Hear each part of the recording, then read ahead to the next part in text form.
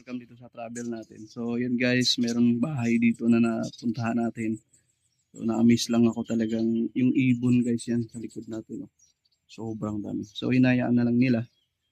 So para yan ang maging tirahan nila. So, makikita natin yan sa pinaka-balcony nila.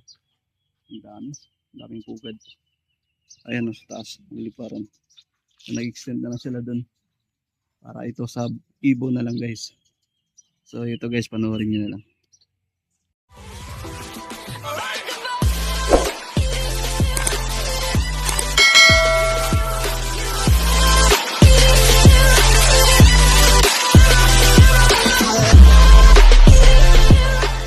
Guys, dito sa bahay mismo mayroong, ayan, ang daming ibon. Ayan, kung makikita nyo ho. Ayan, ang dami-dami nila. So hinayaan na lang ng may-ari para swerte rin siguro ito guys. Medyo marumi nga lang kasi mata eh. So ang dami nila guys, tingnan nyo naman yung pugad. Ayan ang dami.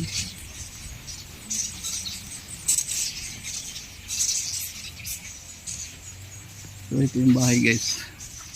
Ayan, tingnan nyo yung bahay.